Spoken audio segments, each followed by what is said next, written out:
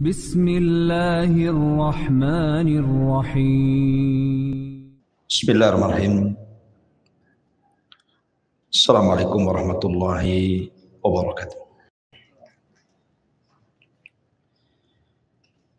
Alhamdulillah wassalatu wassalamu ala rasulillah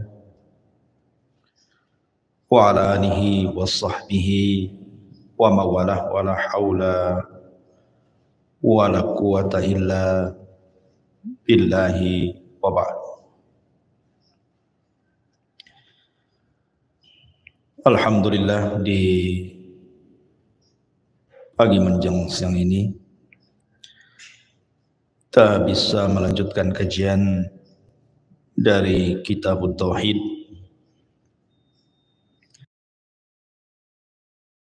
ke 32 tentang bab yang bicara tentang tawakal.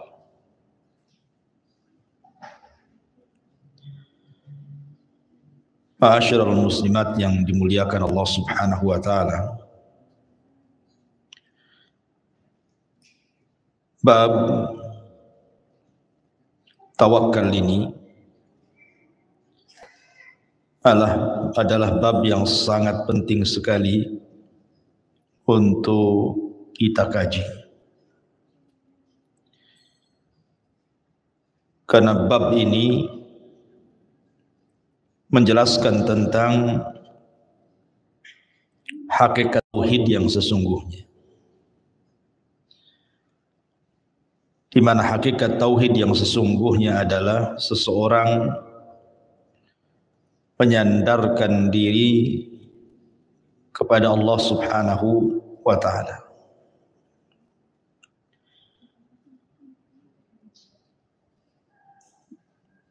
Di sini muallif rahimahullahu taala membawakan beberapa dalil dari ayat-ayat dalam Al-Quran dan juga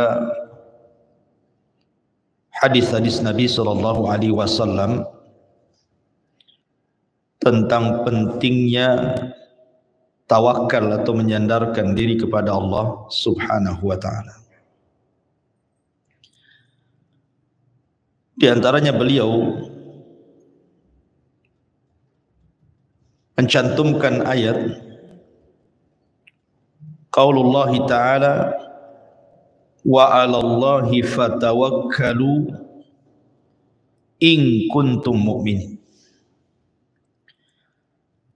Maka kepada Allah lah kalian bertawakal jika kalian betul-betul beriman.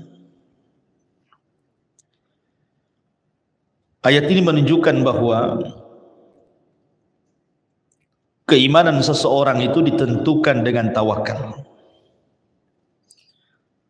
Semakin kuat tawakalnya kepada Allah Azza wa Jalla, berarti semakin kuat imannya kepada Allah. Semakin lemahnya tawakal dia kepada Allah, berarti semakin lemahnya imannya dia kepada Allah Subhanahu wa ta'ala.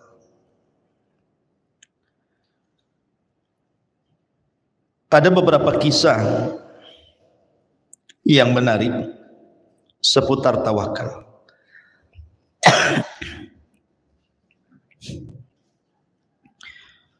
Namun sebelumnya kita akan mengetahui apa itu tawakal. Tawakal secara bahasa adalah al-i'timadu 'alal ghairi fi amrin ma. Seseorang menyandarkan kepada orang lain pada perkara tertentu. Itu secara bahasa. Adapun secara istilah, sidqu i'timadil qalbi 'ala Allah Ta'ala fisti jelabi al-masalihi wa daf'il madari min umuri dunya wal akhirah. Sidqu i'timadil qalbi, kejujuran penyandaran hati Allah kepada Allah di dalam meraih maslahah-maslahah dan juga mencegah madarat-madarat dari perkara-perkara dunia ataupun akhirat. Dari definisi ini kita tahu bahwa tawakal adalah menyandarkan secara mutlak hati kita kepada Allah Subhanahu wa taala di dalam meraih sebuah manfaat ataupun mencegah sebuah madarat.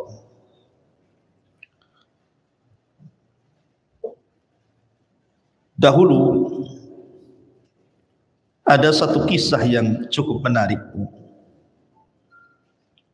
Ada ulama salaf namanya Hatim At-Tai, Hatim Al-Asam. Hatim Al-Asam ini adalah seorang alim, abid dan zahid. Orangnya alim, orangnya juga ahli ibadah, dan orangnya juga sangat zuhud. Dan itu sangat dikenal sampai ke telinga para penguasa. Hatim Al-Asam. Jadi suatu ketika Hatim Al-Asam ini ingin berangkat haji. Dia kumpulkan seluruh keluarganya, istrinya dan seluruh anak-anaknya, kemudian mengemukakan keinginannya bahwa dia ingin berangkat haji. Tapi seluruh keluarganya menolak dan mengatakan, kalau engkau berangkat, lalu siapa yang akan mencukupkan kehidupan kami di sini? Lah kebetulan Hatim Al-Asam ini memiliki anak perempuan yang salihah. Dari semua anak-anaknya ada pula satu anak perempuannya yang sangat salihah. Ketika seluruh keluarganya khawatir dengan kehidupannya kalau ditinggal oleh Hatim Al-Asam, maka anak putrinya yang satu ini mengatakan, "Ya abi, idhab falasta birazik." Wahai ayahku, kalau engkau ingin berangkat haji, berangkat sana, karena engkau bukan zat pemberi rizki untuk kami.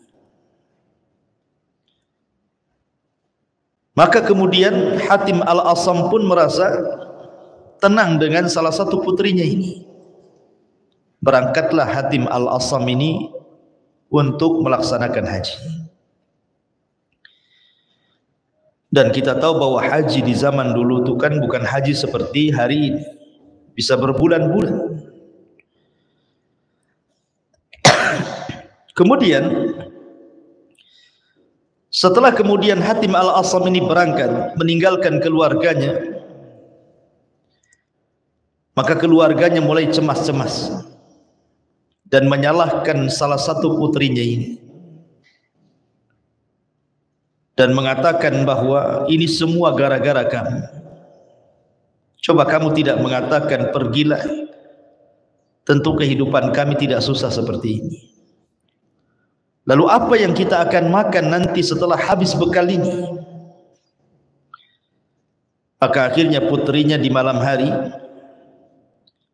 dia pun tahajud. Kemudian setelah sholat dia berdoa kepada Allah Subhanahu wa ta'ala dan mengatakan, "Ya Rabb, Engkau sudah membiasakan kepada kami dengan rizki, dengan keberadaan ayah kami di tengah-tengah kami. Maka janganlah hinakan diriku di tengah-tengah keluargaku." Ma'asyiral muslimin yang dimuliakan Allah Azza wa Jalla, rupanya doa sang putri Hatim Al-Asam ini melesat ke langit dan didengar oleh Allah Subhanahu wa ta'ala. Kebetulan pemimpin daulah di zaman itu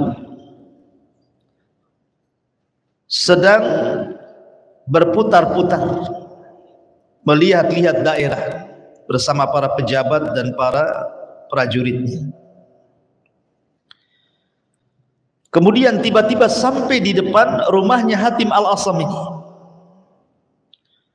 Tiba-tiba sang raja, sang khalifah atau sang penguasa bersin dengan sangat keras sekali. Kemudian sang raja mengatakan kepada salah satu ajudannya, tolong carikan air untuk. Akhirnya sang ajudan pun kemudian mencari rumah yang bisa dimintai air untuk minum. Rupanya ajudan ini sampai pula di rumah Hatim Al-Asam ini. Kemudian dengan senang hati keluarga Hatim Al-Asam pun memberi air bersih untuk diberikan minum kepada penguasa tadi. Setelah minum, subhanallah, tiba-tiba kemudian dia merasa segar, sehingga merasa heran minuman yang ia minum itu kok menyegarkan badannya. Akhirnya sang penguasa mengatakan, ini air dari mana kau ambil? Maka sang ajudan mengatakan, dari rumah yang katanya namanya adalah Hatim Al-Asam. Maka sang penguasa kemudian heran, apakah yang dimaksud Hatim Al-Asam adalah seorang abid yang masyhur, seorang ahli ibadah yang masyhur, seorang ahli zuhud yang masyhur?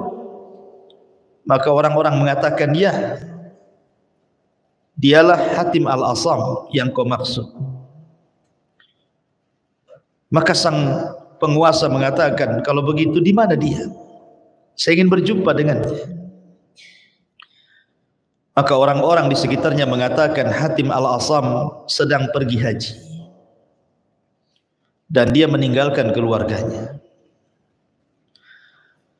Maka tiba-tiba kemudian sang penguasa ini mengatakan kepada para ajudannya, para prajuritnya, sungguh karena dia sedang berangkat haji, maka kita harus memuliakan keluarganya.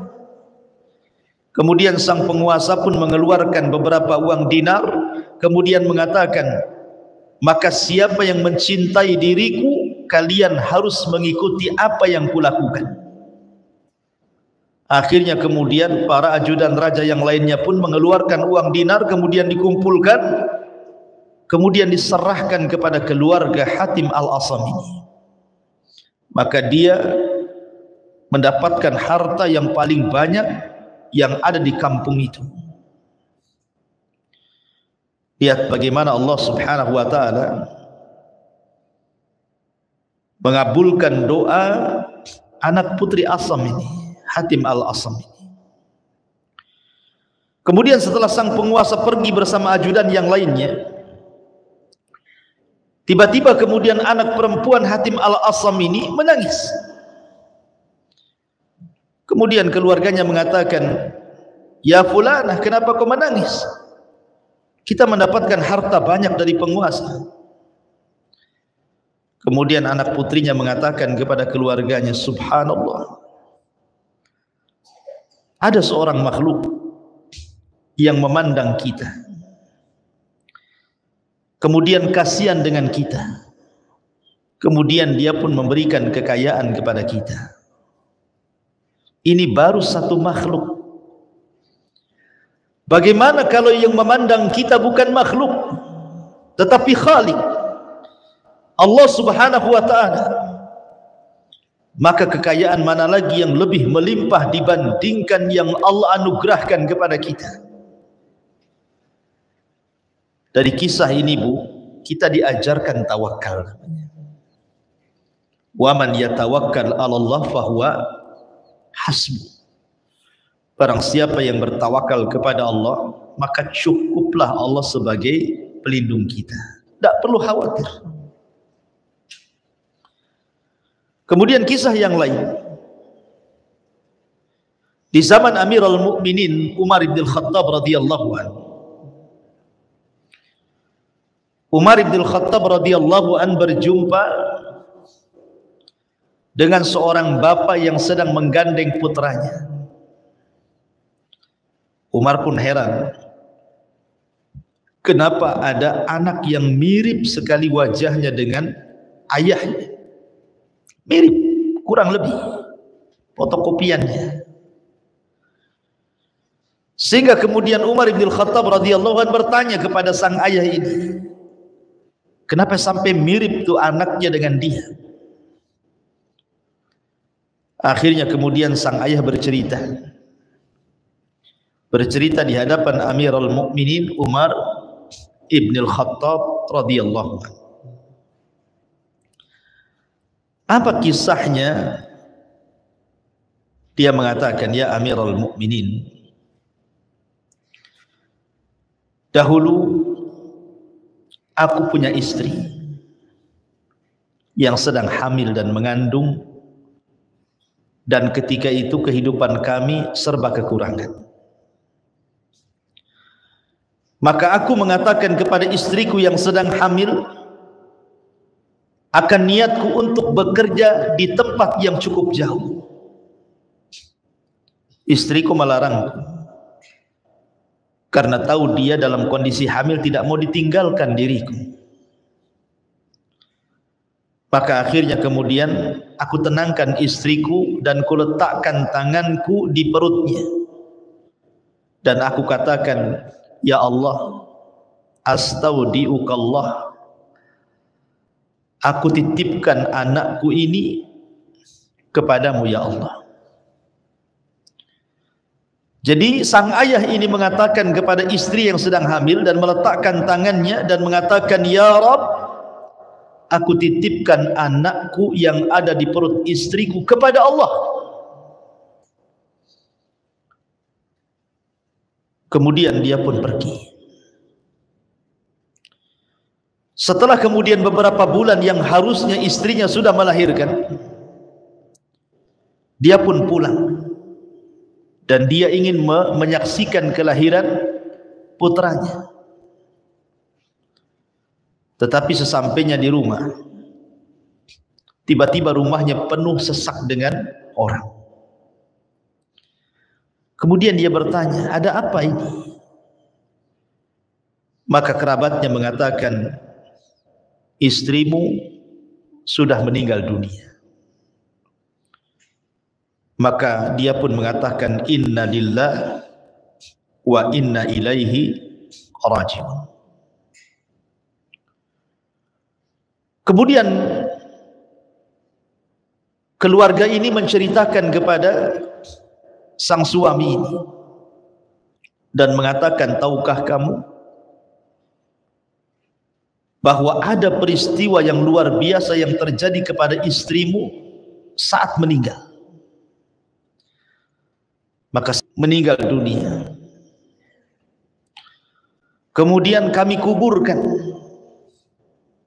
bersama anakmu yang ada di perutnya itu, karena kami sangka dua-duanya meninggal dunia. Setelah kami kuburkan, tiba-tiba di hari pertama kuburannya keluar asap. Kemudian di hari kedua keluar asap lagi. Kemudian di hari ketiga keluar asap lagi. Maka kami heran.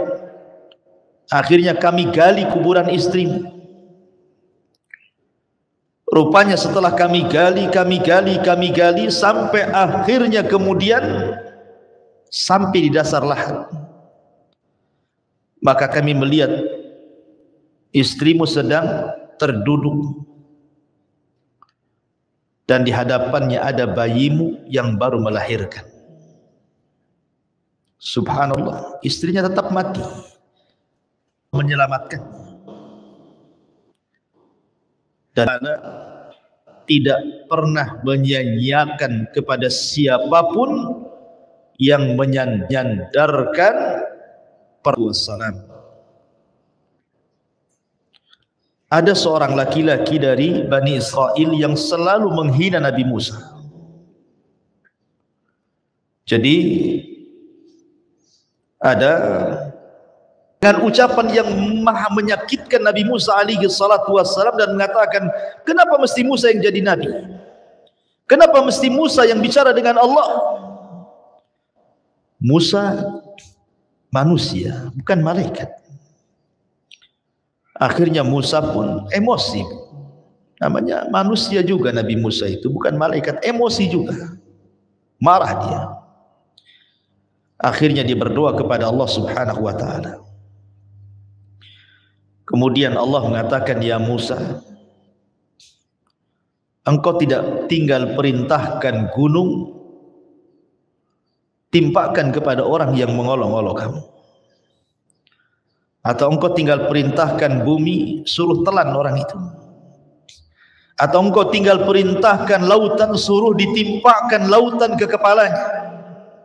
Terserah makhluk mana yang kau perintahkan, aku akan perintahkan makhluk itu menurut kata-katamu." Akhirnya kemudian Nabi Musa pun agak tenang. Tiba-tiba kemudian dia berjumpa lagi dengan orang yang bicara seperti itu lagi. Musa, kenapa mesti engkau yang jadi nabi dan rasul? Musa, kenapa mesti engkau yang bicara dengan Allah, kenapa bukan yang lainnya?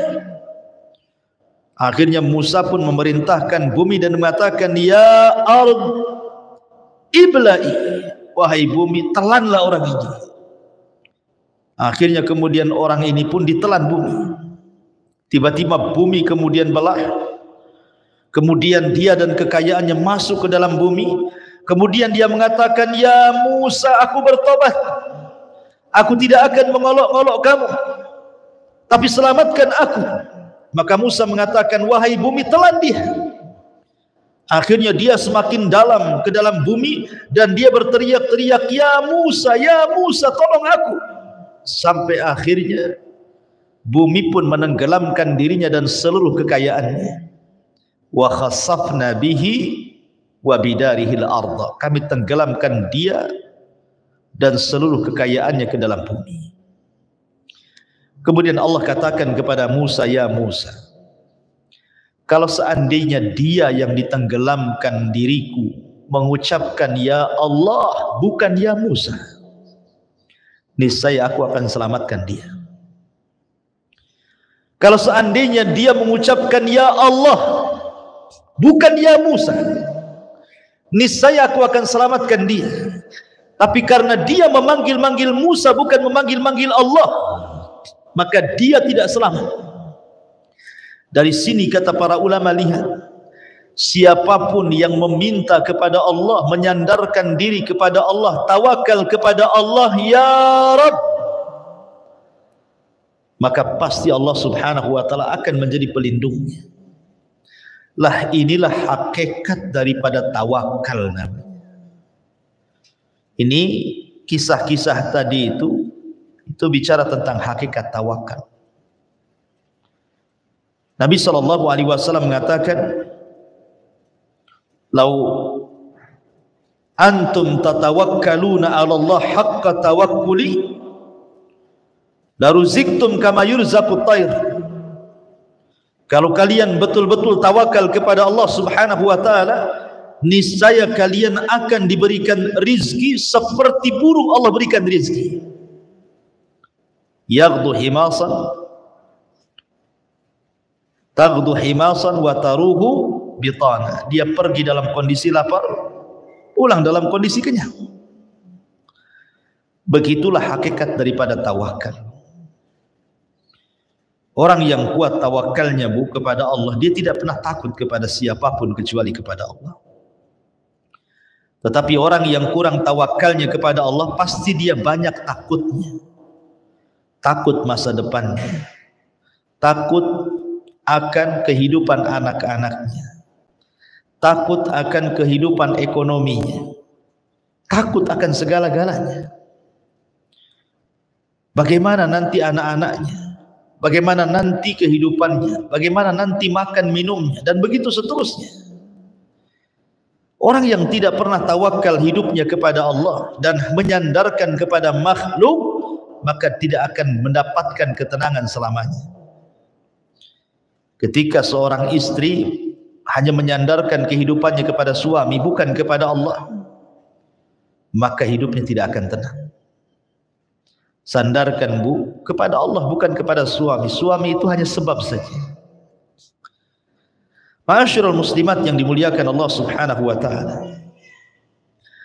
Di sini muallif rahimahullahu taala mengatakan wa 'alallahi fatawakkalu in kuntum mu'minin. Kepada Allah lah kalian bertawakal jika kalian betul-betul orang-orang yang beriman. Kemudian juga Allah mengatakan innamal mu'minuna alladzina idza dzukirallah wajilat qulubuhum wa idza tuliyat alaihim ayatuhu zadatkum imana wa ala rabbihim yatawakkalun.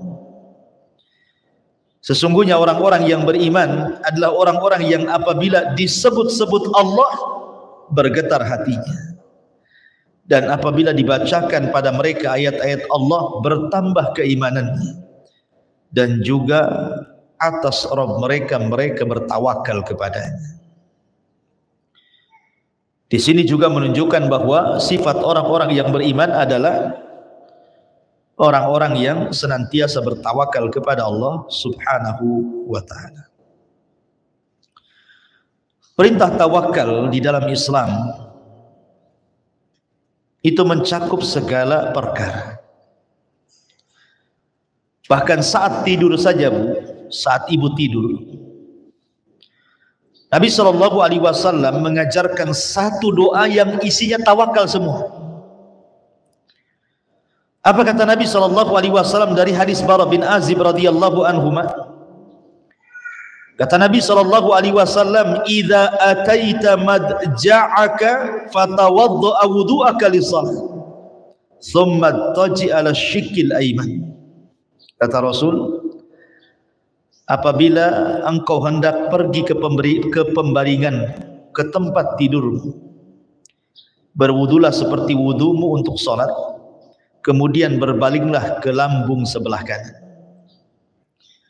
Tsumma qul, kemudian katakan, Allahumma aslamtu wajhi ilaika wa fawwadtu amri ilaika wa aljahtu dhahri ilaika raghbatan wa rahbatan ilaika la malja'a wa la manja minka illa ilaika amantu bi kitabika alladhi unzil wa bi nabiyyika alladhi ursil fa in mitta min lailatika fa anta 'alal fitrah waj'al hunna akhira ma tatakallamu bi.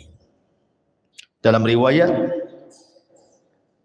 fa in mitta 'alal fitrah fa in ishta 'ala khairin.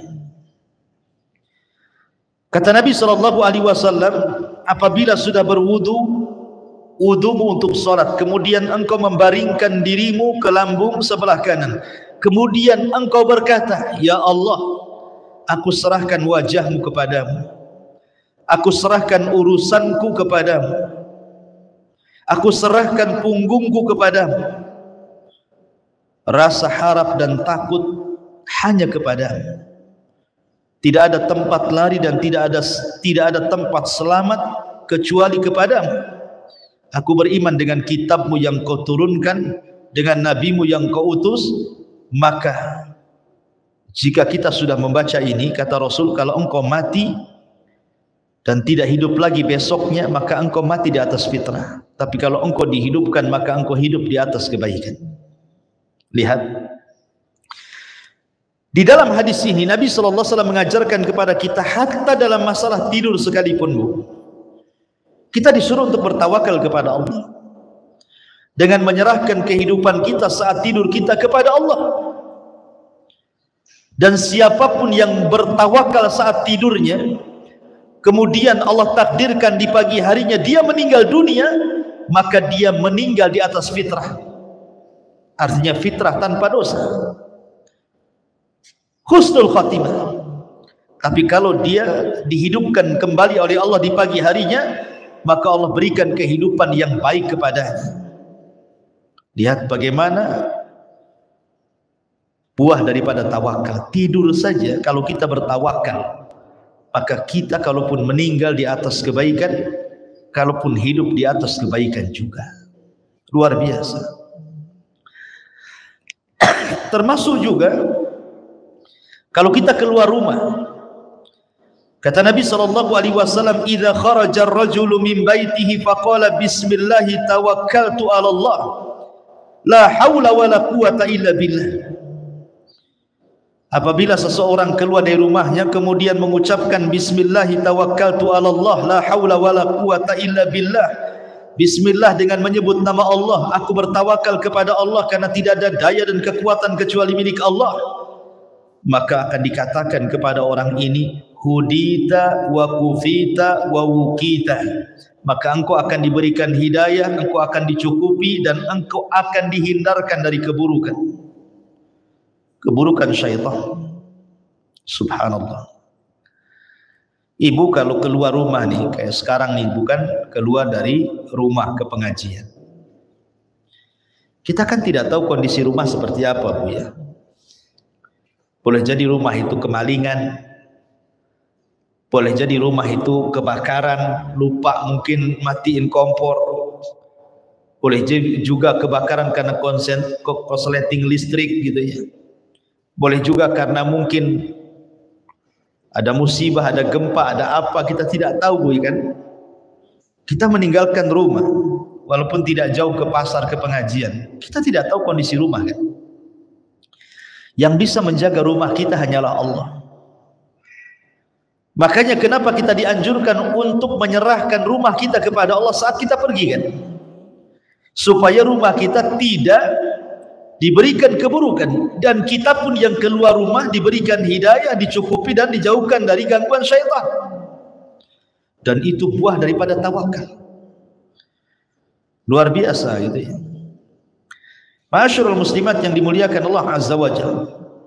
Kemudian Allah juga mengatakan, ya ayyuhan nabi hasbukallah wa manittaba'aka minal mu'minin. Wahai nabi, cukuplah untukmu Allah sebagai pelindungmu dan orang yang mengikutimu dari orang-orang yang beriman.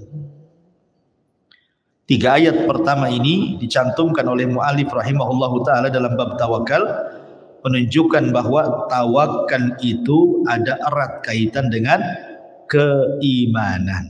Gitu ya, Bu ya. Jadi kalau ibu makin kuat tawakalnya berarti makin kuat imannya.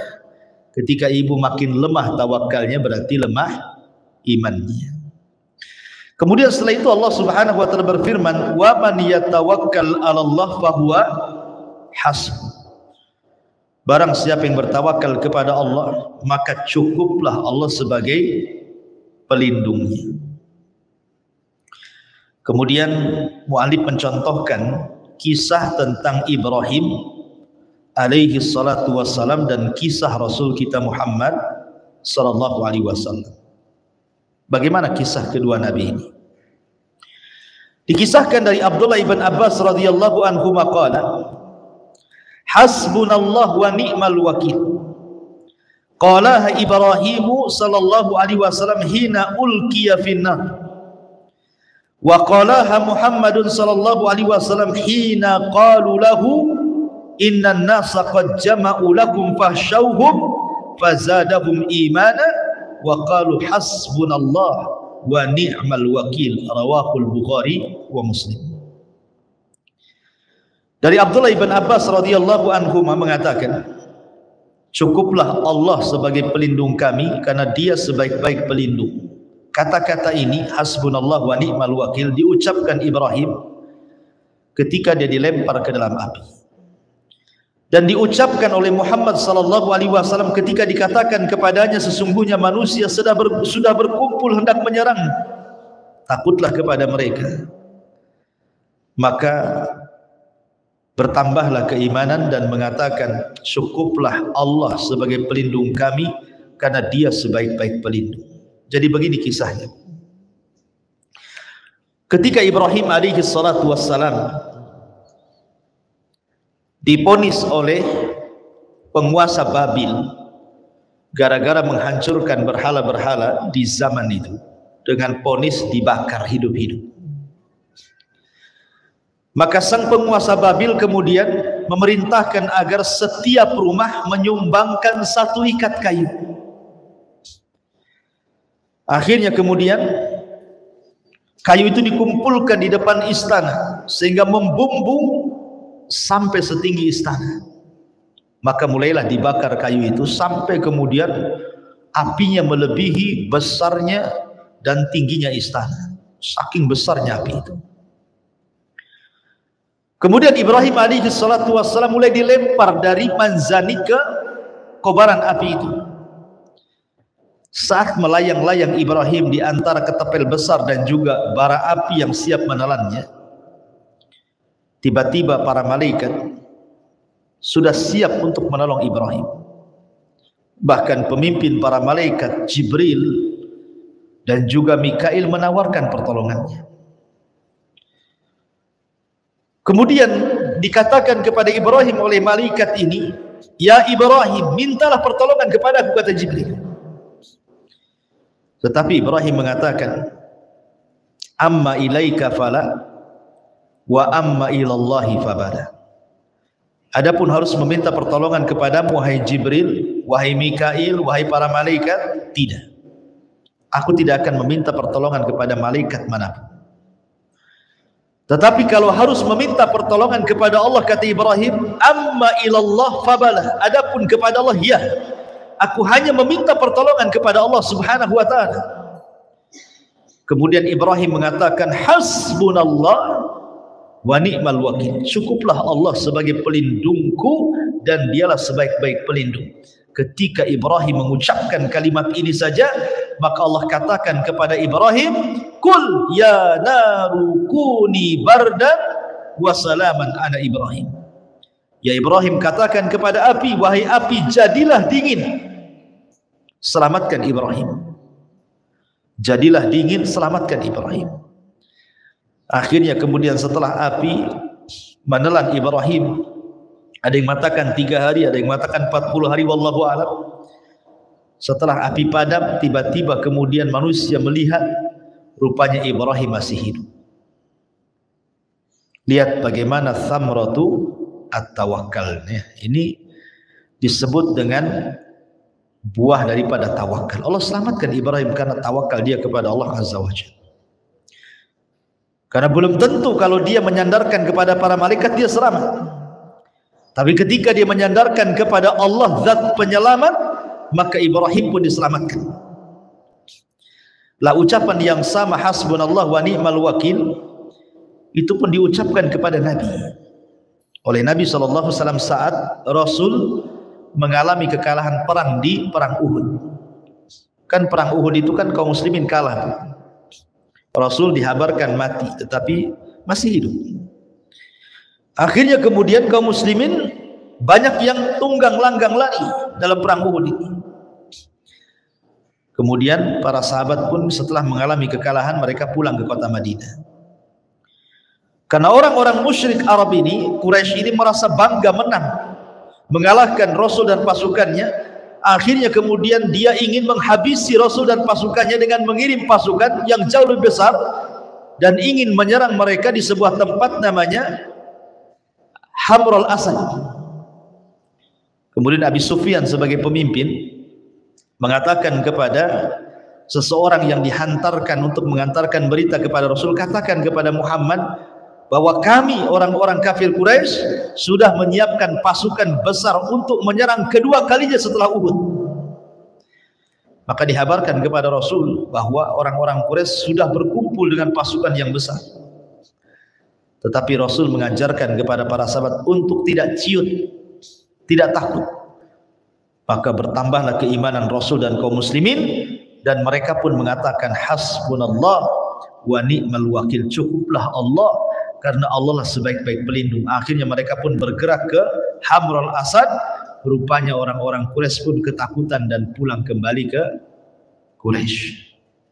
Lihat bagaimana Allah berikan kekuatan kepada pasukan Nabi SAW yang kuat tawakalnya kepada Allah Subhanahu wa ta'ala. Inilah dalil-dalil yang dicantumkan oleh muallif tentang masalah tawakal. Tetapi di sini yang ingin saya katakan, kenapa muallif mencantumkan bab ini dan berkaitan dengan tauhid, bahwa kita tidak boleh tawakal kecuali kepada Allah. Karena banyak di masyarakat nih Bu ya, ada orang tawakal kemana? ke orang-orang mati, ke kuburan-kuburan para wali, ke kuburan orang-orang soleh, tawakal kepada mereka. Datang ke kuburan berziarah itu bukan untuk mengingat kematian atau berdoa, Bu ya, malah minta di situ, minta sesuatu kepada yang ada di kuburan, minta rizki, minta jodoh, minta usahanya dilancarkan, minta jabatannya dinaikkan, dan begitu seterusnya. Ini tawakal syirik namanya. Tidak boleh bertawakal kepada selain Allah.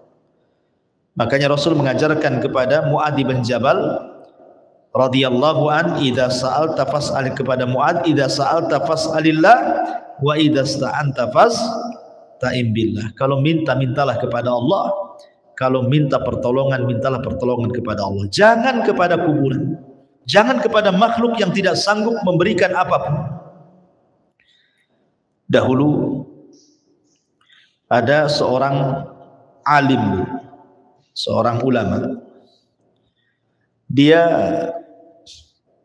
mengarang kitab tafsir dengan catatan tangannya. Setelah selesai, dia mencatat dengan tangannya kitab tafsir ini. Jadi dia ingin mencetaknya dalam bentuk cetakan, bukan tulisan tangan. Akhirnya kemudian dia pun ingin berangkat ke kawannya yang jauh di sana. Kebetulan kawannya itu orang kaya. Mudah-mudahan dengan kekayaannya bisa menyisihkan uangnya untuk mencetak kitab tafsir yang dikaryanya lewat tulisan itu. Akhirnya di tengah jalan kemudian dia berjumpa dengan orang. Kemudian ditanya, hendak pergi kemana wahai fulan? Maka dia mengatakan, aku hendak pergi ke kawanku. Kebetulan saya punya karya tafsir dengan catatan tanganku dan ingin dicetak. Mudah-mudahan kawanku punya uang dan bisa mencetak dengan uangnya, dan kita bisa membagi hasilnya. Akhirnya orang ini mengatakan, ya fulan, coba tafsirkan satu ayat kepadaku. Iyyaka na'bud wa iyyaka nasta'in. Hanya kepadamu ya Rabb kami beribadah, dan hanya kepadamu ya Rabb kami meminta pertolongan. Akhirnya setelah dia mentafsirkan dua ayat itu, dia pun berpikir dalam hatinya, bodoh sekali diriku, kenapa aku meminta pertolongan kepada temanku? Akhirnya tidak jadi dia pulang lagi ke rumahnya. Dia berdoa kepada Allah Azza wa Jalla, mudah-mudahan Allah Subhanahu wa taala mengirimkan kepadanya orang yang mau mencetak kitabnya. Akhirnya kemudian datanglah beberapa hari setelahnya orang yang memang mencari-cari karya-karya orang untuk dicetak kemudian dibagi hasil. Sampailah kemudian orang ini ke rumah orang yang mengarang kitab tafsir itu. Akhirnya kemudian berjumpa, kemudian sepakat untuk dicetak dan bagi hasil. Akhirnya pun dicetak dan luar biasa. Bagaimana di sini diajarkan bahwa jangan meminta pertolongan kecuali kepada Allah, karena Allah lah yang akan menolong hamba-hambanya. Wallahu a'lam bishawab. Ini yang bisa saya sampaikan. Taib, sebelum saya tutup, silakan kalau ada yang mau bertanya. Ya.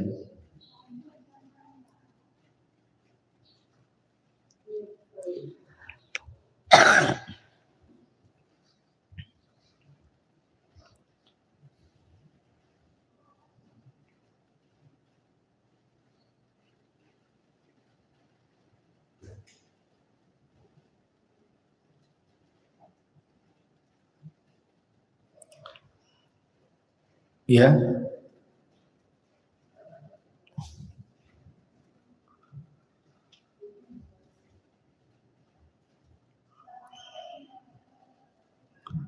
Coba dengarkan aja nanti sampai.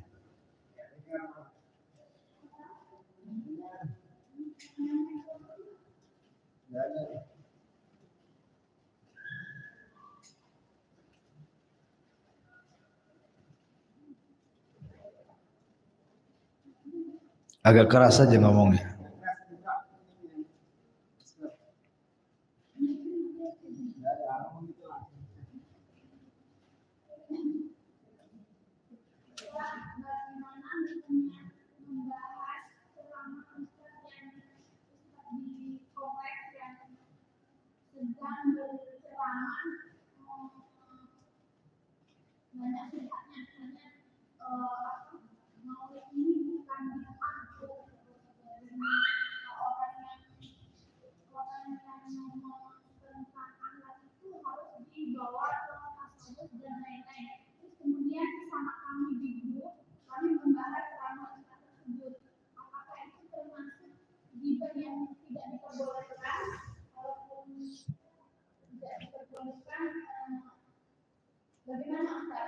Oke, paham. Ya, alhamdulillah. Bagaimana hukumnya kalau ada seorang penceramah, seorang dai yang berceramah tapi isinya mengajarkan syubhat dan kesesatan. Kemudian jemaah akhirnya membicarakan ustaz tersebut, apakah ketika membicarakan ustaz tersebut bagian daripada ghibah atau tidak? Mungkin kurang lebih seperti itu ya. Iya. Ghibah ini pada dasarnya haram. Berdasarkan ayat Al-Qur'an, wala yaghtab ba'dukum ba'dha ayuhibbu ahadukum an ya'kula lahma akhihi maitan fakarihtum. Tidak boleh salah seorang di antara kalian menggibah orang lain. Apakah kalian suka memakai bangkai saudaranya, memakan bangkai saudaranya? Tentu kalian tidak suka. Dan Nabi SAW pernah mengatakan kepada Aisyah Ummul Mukminin ketika dia menggibah Safiyah, maka Rasul mengatakan, ya Aisyah, laqad qulti kalimatan law muzizat bihal bahru lamazazathu. Wahai Aisyah, engkau sudah mengucapkan satu kalimat yang kalau diletakkan kalimat itu di air lautan, sungguh tercemari air lautan dengan kalimat. Dan banyak lagi hadis-hadis tentang larangan ghibah. Bahkan Imam Dhahabi memasukkan ghibah termasuk minal kabair, dosa besar. Tetapi apakah semua ghibah itu kemudian dilarang? Apakah semua ghibah itu dilarang? Tidak. Tidak semua ghibah dilarang. Di antara ghibah yang dibolehkan adalah ketika seseorang berada di majelis hakim. Dia harus menceritakan kasus dia kan, terkadang menggibah orang. Atau untuk li ta'rif, mencari tahu orang. Kalau tidak disebutkan cacatnya kita tidak tahu. Atau juga membicarakan orang yang menzalimi orang lain, seperti orang hutang enggak mau bayar. Boleh digibah tuh. Ya, kalau ada orang yang hutang gak mau bayar, itu bisa digibah Bu, supaya jangan orang lain jadi korban lagi. Nah, termasuk juga boleh menceritakan orang fasik. Termasuk orang fasik di sini ya termasuk dai-dai yang menyesatkan kan, supaya orang jangan sampai terkena syubhatnya. Boleh, tidak ada masalah, supaya menjauhkan manusia jangan mendengarkan ceramahnya karena sudah jelas-jelas dia membawa kesesatan, mengajak manusia ke dalam kesesatan gitu ya. Maka tidak masalah, itu bukan bagian daripada ghibah. Ya, bukan bagian daripada ghibah, apalagi kemudian mengajak manusia untuk tidak mendengarkan kajiannya. Kalau sudah jelas-jelas memang dai itu menyesatkan umat. Ya, seperti umpamanya dia mengajarkan kesyirikan, aku nabi gitu ya, aku Imam Mahdi, ngaku ini, ngaku itu, dan begitu seterusnya. Nah, itu maka itu bukan bagian daripada ghibah. Boleh jadi itu bagian daripada al-amru bil ma'ruf wan nahyu 'anil munkar. Wallahu a'lam.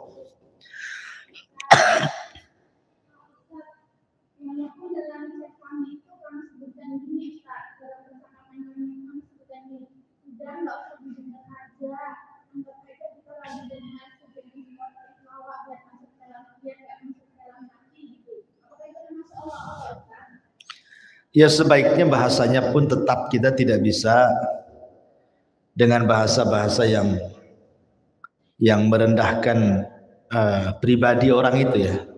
Ini kan konteks dari ucapan dia ketika berdakwah. Jadi yang kita komentari hanya ucapannya, dakwahnya saja. Itu dakwahnya nggak benar orang itu. Masa begini-begini itu. Bukan fisik orangnya. Ya, jangan, nggak boleh kalau kita katakan dikatakan pelawak, dikatakan ini gitu ya. Sebaiknya kita fokus kritik kepada isi kontennya itu. Dia ngomong apa? Nah, itu kita kritisi. Ya kalau kita bisa bantah, kita bisa bantah. Tapi kita tidak boleh mencela orang ya. Mencela fisiknya maksudnya ya. Nggak boleh. Karena kita kan ingin menjauhkan manusia dari ucapannya. Maka sebaiknya ya walaupun harus membicarakan orang lain yang dibolehkan, tetapi tetap bicara dengan bicara yang santun ya, bicara yang baik. Wallahu a'lam. Ya, saya kira cukup lah, sudah jam 11. Subhanahu bihamdika asyhadu an la ilaha illa anta astaghfiruka wa atubu ilaik. Allahu ta'ala. Assalamualaikum warahmatullahi wabarakatuh.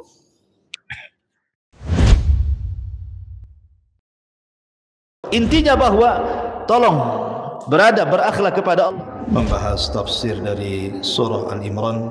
Lahirlah Imam Muslim, Abi Dawud, Tirmidzi, Ibnu Hibban. Jadi ketika Yunus alaihi salatu wassalam terkena undian itu,